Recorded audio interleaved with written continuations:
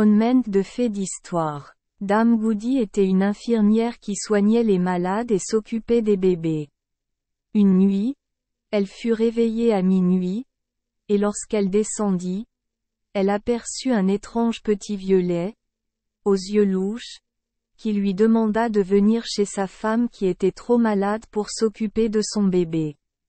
Dame Goody n'aimait pas l'apparence du vieux bonhomme, mais les affaires sont les affaires. Alors elle enfila ses affaires et descendit vers lui. Et quand elle arriva près de lui, il la fit monter sur un grand cheval noir comme du charbon, aux yeux de feu, qui se tenait à la porte. Et bientôt ils avancèrent à un rythme rare, Dame Goody s'accrochant au vieux bonhomme comme une mort sinistre. Ils chevauchèrent, et ils chevauchèrent, jusqu'à ce qu'ils s'arrêtent enfin devant la porte d'une chaumière. Alors ils descendirent et entrèrent et trouvèrent la bonne femme au lit avec les enfants qui jouaient, et le bébé, un joli garçon rebondissant, à côté d'elle. Dame Goody a pris le bébé, qui était un petit garçon aussi beau qu'on souhaiterait le voir. La mère, lorsqu'elle remit le bébé à Dame Goody, lui donna une boîte de pommade et lui dit de lui caresser les yeux dès qu'elle les ouvrirait.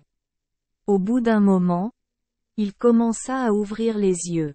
Dame Goody a vu qu'il avait les yeux louches, tout comme son père. Elle prit donc la boîte de pommade et en caressa les deux paupières. Mais elle ne pouvait s'empêcher de se demander à quoi cela servait, car elle n'avait jamais vu une telle chose se faire auparavant. Elle regarda donc si les autres regardaient et, comme ils ne le remarquaient pas, elle se caressa la paupière droite avec la pommade. À peine l'avait-elle fait, que tout semblait changer chez elle. Le chalet est devenu élégamment meublé. La mère dans le lit était une belle dame, vêtue de soie blanche. Le petit bébé était encore plus beau qu'avant et ses vêtements étaient faits d'une sorte de gaze argenté. Ses petits frères et sœurs autour du lit étaient des lutins au nez plat, aux oreilles pointues, qui se faisaient des grimaces et se grattaient les nuques. Parfois, ils tiraient les oreilles de la malade avec leurs longues pattes velues. En fait, ils commettaient toutes sortes de méfaits. Et Dame Goody savait qu'elle était entrée dans une maison de lutins. Mais elle n'a rien dit à personne, et dès que la dame s'est sentie assez bien pour s'occuper du bébé, elle a demandé au vieux de la ramener à la maison. Il se dirigea donc vers la porte avec le cheval noir comme du charbon aux yeux de feu, et ils partirent aussi vite qu'avant, ou peut-être un peu plus vite, jusqu'à ce qu'ils arrivèrent au cottage de Dame Goody, où le vieil homme aux yeux louches la souleva. Et la quitta, la remerciant assez poliment et la payant plus qu'elle n'avait jamais été payée auparavant pour un tel service.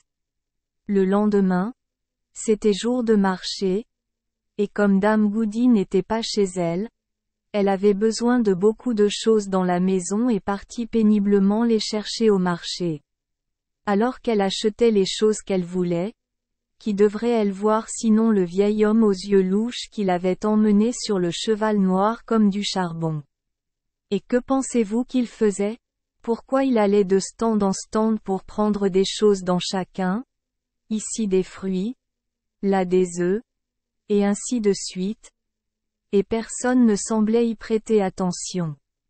Dame Goody ne pensait pas que ce soit son affaire d'intervenir, mais elle estimait qu'elle ne devait pas laisser passer un si bon client sans parler. Alors elle s'approche de lui fait une révérence et dit: « Goodon, monsieur, j'espère que votre bonne dame et le petit vont aussi bien que... » Mais elle ne pouvait pas terminer ce qu'elle disait, car ce drôle de vieux sursauta surpris, et il lui dit-il. « Quoi? Tu me vois aujourd'hui? À bientôt, dit-elle. Bien sûr que je le fais, aussi clairement que le soleil dans le ciel, et en plus, dit-elle, je vois que vous êtes occupé aussi, par-dessus le marché. Ah! Vous voyez trop? Dit-il. Maintenant, je vous prie. Avec quel œil voyez-vous tout cela? Avec l'œil droit? Bien sûr, dit elle, aussi fière que possible de le découvrir. La pommade, s'écria le vieux voleur de fées. Prends ça pour te mêler de ce qui ne te regarde pas. Tu ne me verras plus. Et là-dessus, il l'a frappée à l'œil droit, et elle ne pouvait plus le voir. Et, ce qui était pire, elle fut aveugle du côté droit depuis cette heure jusqu'au jour de sa mort. Merci les enfants des Esperluette Croisillon 39.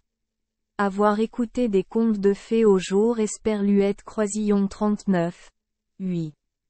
Espérons que les histoires apporteront aux enfants des moments heureux et significatifs. Si vous aimez notre chaîne, veuillez appuyer sur le bouton S Esperluette Croisillon 39. Abonner, pour ne manquer aucune histoire intéressante. Je vous souhaite une bonne nuit de sommeil et de beaux rêves. Rendez-vous dans la prochaine histoire.